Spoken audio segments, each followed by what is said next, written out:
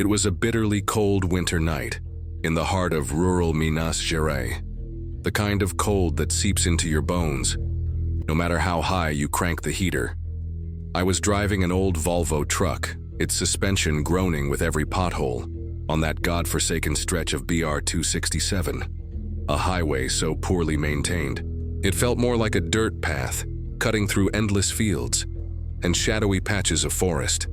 The headlights barely cut through, the thick fog that had rolled in after sunset, turning the road into a murky tunnel. My cargo was a full load of coffee beans, bound for Juiz de Fora, and the deadline was tight. To keep myself awake, I had the radio tuned to some half-static AM station, playing Foro at a low hum, just enough to drown out the eerie silence of the empty road.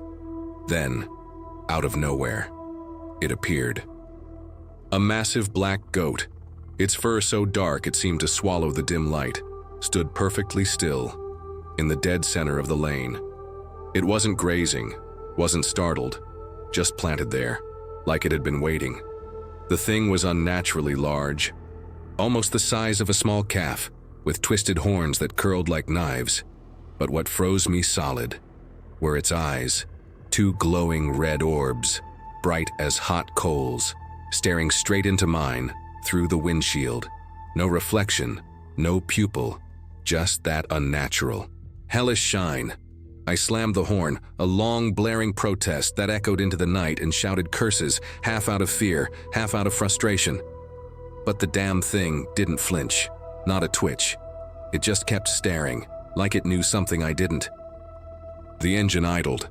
My hands clenched the wheel. For a heartbeat, the world narrowed to those burning eyes and the sound of my own ragged breath. Then, what the hell do I do now? The truck door screeched open, breaking the night's silence like a scream. Cold air rushed in, carrying the scent of damp earth and something faintly rancid. My breath came in shallow bursts, each exhale forming ghostly clouds that dissolved into the darkness.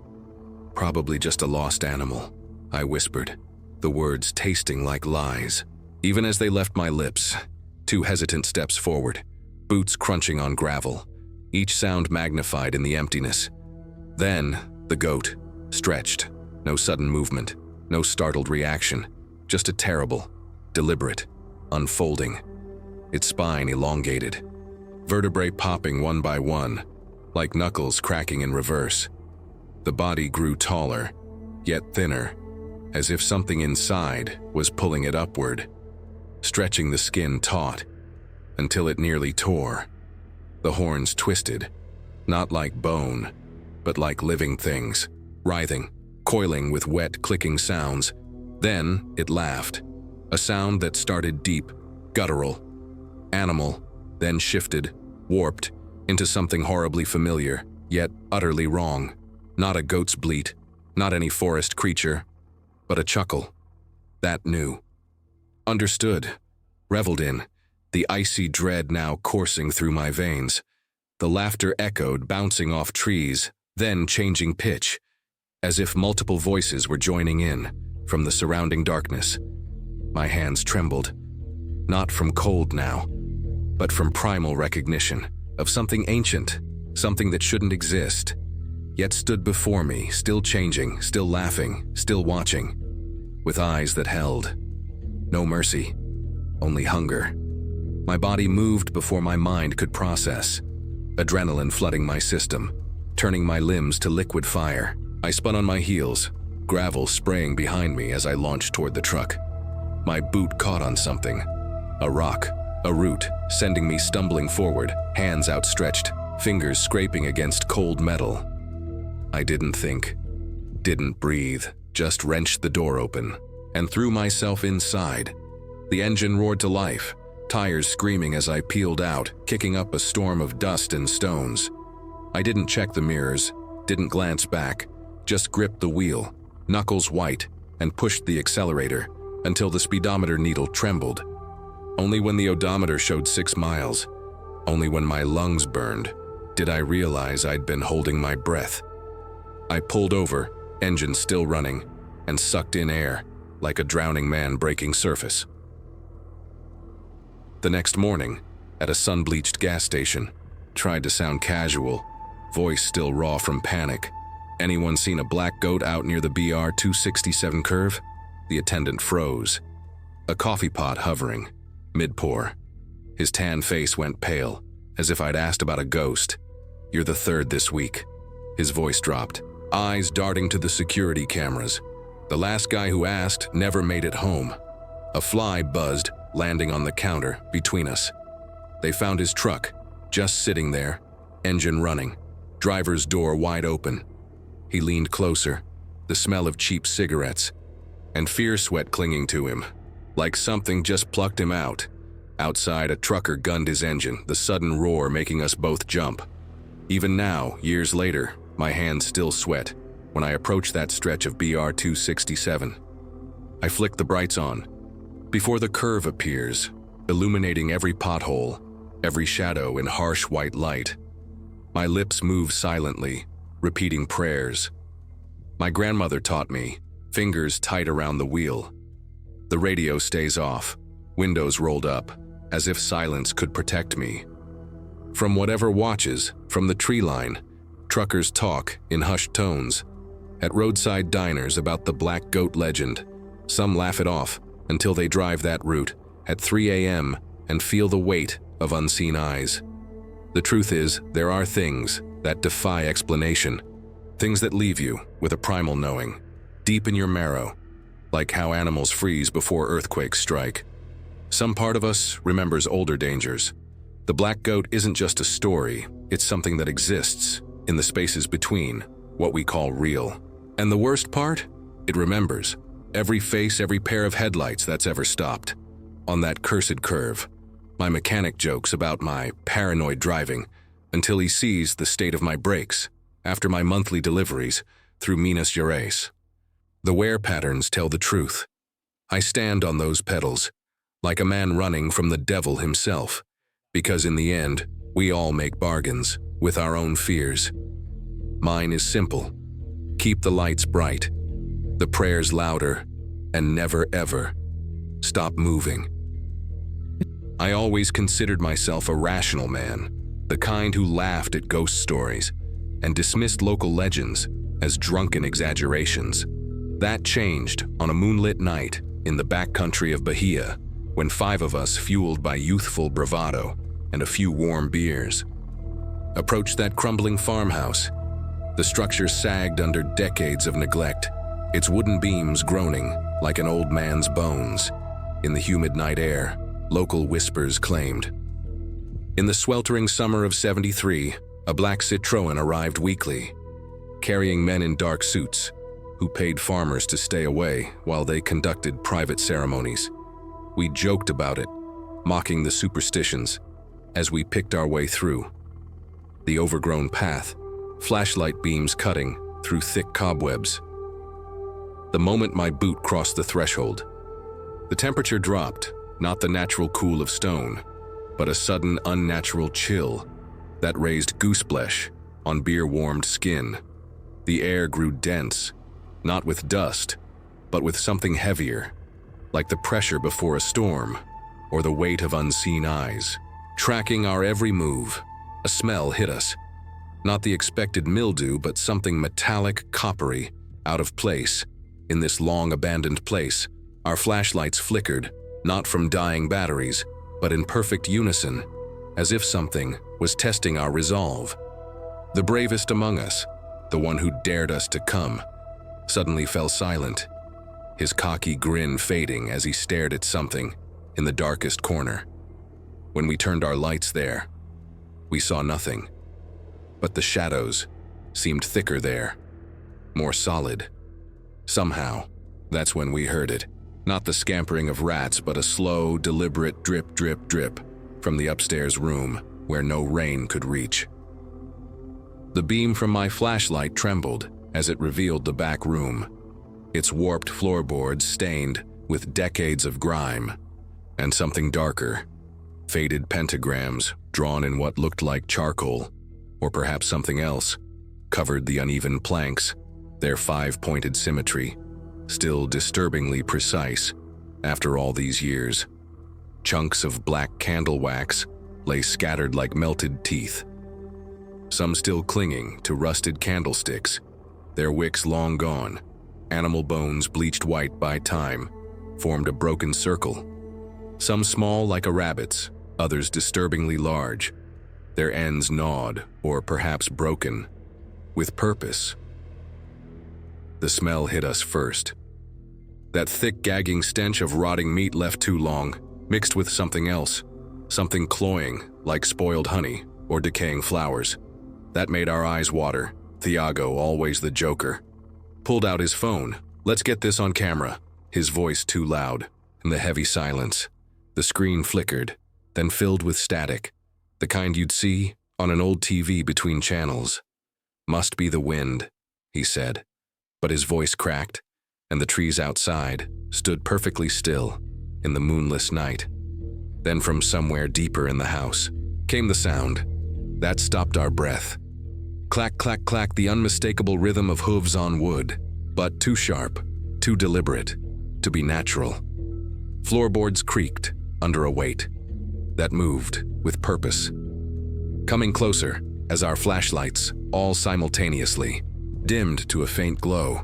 The hallway stretched before us, a narrow tunnel of peeling wallpaper and warped floorboards that creaked under our weight. At the far end, backlit by the faint moonlight through a broken window, stood the silhouette, unnaturally still. A black goat, but wrong. All wrong. Its horns twisted unnaturally like ancient tree roots, gnarled and knotted with rough ridges that caught the dim light. The body too large, too upright, standing almost like a man, on hind legs, but not quite. Then it turned, and we saw the eyes. God, those eyes, too round, too aware. Pupils dilated wide but completely flat, devoid of life or animal instinct. Human eyes, but empty, like doll's eyes, sewn into leather. Lara's scream tore through the silence, a raw, primal sound that seemed to trigger something. Vinicius collapsed, his body hitting the floorboards with a sickening thud. His limbs jerked violently, muscles contracting, back arching as if pulled by invisible strings. When his head lifted, his face was wrong, jaw unhinged too wide, lips pulled back, revealing every tooth. The voice, not Vinicius's warm baritone, but something deeper, wetter, like speech through rotting vocal cords. The words came, guttural, harsh, each syllable clicking like bones rubbing together. No language we knew, but we understood. The malice, the amusement in that gurgling laughter. The goat watched, its human eyes unblinking as Vinicius's body twisted into positions no spine should allow. And all the while, that voice continued, rising and falling, in cadences that made no sense, yet felt horribly familiar, like childhood nightmares given sound.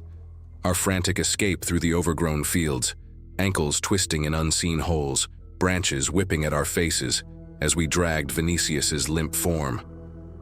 His shoes scraping twin trails in the damp earth. The hospital lights burned too bright, too sterile for what we'd witnessed, white-coated doctors murmured. Dissociative episode, psychogenic seizure. Words that sounded scientific, but felt hollow. They hooked Vinicius to machines. That beeped reassuringly, while his eyes darted beneath closed lids, as if watching something we couldn't see. I gave the official statement, left out the goat, the voice, the way the air had smelled, like burning hair and wet soil. But at night, when the world goes quiet, the memory returns, always the same dream. That damned hallway, the peeling floral wallpaper, water stains forming patterns that almost look like faces, and at the end, precisely where we saw it, the goat stands. Not appearing, just being there, as if it never left. Sometimes its head tilts, just slightly, those human eyes tracking invisible movements. Vinicius, poor bastard. He got the worst of it. Night terrors leave him, drenched in sweat, clawing at his own throat, hoarse from screaming. They didn't understand, he whispers, when coherent enough to speak. The owner wasn't gone, just waiting, His left hand, the one that touched the farmhouse doorframe, now bears 3 parallel scars that won't fully heal. No matter what treatments they try, the doctors say it's psychosomatic, that he's subconsciously reopening them. But I saw how those marks appeared during his first night terror, as if invisible claws had finally released their grip. The sky hung low that afternoon, a dull leaden gray, the kind that makes everything look faded, washed out, like an old photograph. I made my monthly pilgrimage to Miguel's resting place in that small cemetery, nestled between crumbling adobe walls, on the outskirts of town. For years it had been peaceful, just the whisper of dry grass, the occasional bird song, and the distant chime of the church bell, marking the hours.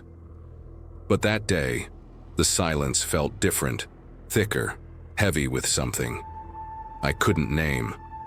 No sparrows chattered in the pepper trees, no doves cooed from the chapel roof, just absolute stillness, as if the world itself was holding its breath. I knelt on the sun-warmed stone, arranging the marigolds, their orange petals bright against the weathered granite.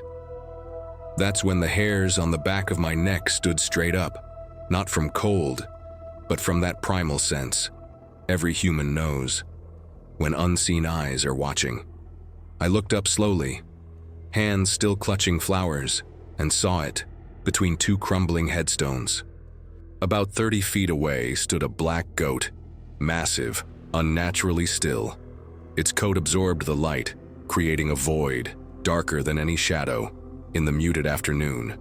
The horns curved wickedly, their tips gleaming like polished obsidian. But the worst part was how it watched me with an intelligence no animal should possess, as if it knew exactly why I came here, who I mourned, what fears kept me awake in the small hours. The goat's massive frame should have terrified me, its horns curling like smoke made solid, casting unnatural shadows that didn't match the afternoon light. But what turned my blood to ice, what made my knees lock, wasn't its imposing size or those twisted protrusions that seemed to drink the light. It was the eyes, pale, milky white, completely devoid of pupils, yet focused, intent, studying me with a knowingness no barnyard animal, no wild creature should possess. They held a terrible awareness, like looking into the face of something ancient, something that remembered when these graves were fresh. My hands trembled violently, the remaining marigolds falling from numb fingers, petals scattering across the dry earth. Then I noticed where its hooves stood, pressed deep into the soil, directly atop the grave of old Don Eliseo. The townspeople still whispered about how he'd disappear every new moon, returning with gold coins that bore strange markings, how his crops never failed, even in drought years, while his neighbors' fields withered, how he died screaming in a language no one knew, yet everyone understood. The air grew thick, hard to breathe, as if the cemetery itself was holding its breath. Then it came, clear as church bells, yet soft as a dying man's sigh. Maria. My name spoken perfectly, in a voice both human and profoundly wrong, too deep, yet too high, all at once. As if multiple throats were shaping the syllables through a single mouth. The goat didn't move. Its lips didn't part, yet the word hung between us, vibrating in my bones, long after the sound faded. My body moved before my mind could process, feet slipping on damp grass. As I fled between weathered tombstones, granite edges clipped my hips, leaving bruises I wouldn't notice, until the next morning. The afternoon air, once heavy with the scent of marigolds, now reeked of rotten eggs, that acrid sulfur stench clinging to my clothes. My hair, the back of my throat, when I finally dared look back through heaving breaths, the space between graves stood empty, just disturbed earth, where hooves had pressed too deep for any normal animal. That night the dreams began, always the same white eyes, glowing faintly, at the foot of my bed, unblinking, watching as I thrashed in sweat-soaked sheets. By dawn, my fever would spike, the thermometer mercury, climbing past 40 degrees, while doctors shook their heads, murmuring about unknown etiology as ice packs melted uselessly. Against my burning skin, the priest came on the 7th day, his cassock smelling of incense and old books. At first he made small talk about the weather, the harvest, until I whispered about the goat. His coffee cup froze mid-air, the color draining from his face. Like wine from a broken skin. El Cabron, he finally said, the words barely audible, as if speaking them louder might summon something. He explained in fragments, between nervous glances, at the bedroom shadows. An old spirit, older than the church, older than the town, that guards the border between living and dead. It appears during moments of profound grief, drawn to sorrow like flies to rotting fruit. The worst part? He refused to bless the house, just made the sign of the cross and left hurriedly. His parting words, "Don't say its name again and pray it forgets yours." 5 long years, yet the memory remains, fresh as yesterday's wound, when the wind blows from the east, carrying the scent of dry grass and disturbed earth. Miguel sleeps now, beneath a simple marble stone, in a sunlit cemetery, 3 towns over where the graves face west, away from old shadows. But the past clings, like cemetery mud, dried on good shoes, on certain nights when the moon hides and the neighborhood dogs fall strangely silent. I hear them, the rhythmic tapping like hard keratin on clay tiles, moving slowly, deliberately across my roof. No scrambling of cats, no scratching of branches, just the measured cadence of something walking on cleft feet. Then comes the whisper, "Maria." Not shouted, not hissed, but breathed, like a sigh through rotten teeth, somehow reaching me through closed windows and drawn curtains. The priest from back then, now retired, still visits sometimes. His hands shake worse, but his eyes grow sharp when I mention the sounds. "Some doors," he says, staring at his rosary. "Once opened cannot be fully closed." He speaks of spiritual stains, like wine on white cloth, that never fully fades, no matter how you scrub. I pretend to understand, but the truth is simpler. That cemetery, that creature, those white eyes, they chose me, marked me in ways I can't explain. The new neighbors wonder why I keep floodlights on, why I startle at goat herds, passing on the highway. Let them wonder. Better their quiet judgment than knowing what walks. When our backs are turned, what remembers names and keeps accounts of debts unpaid?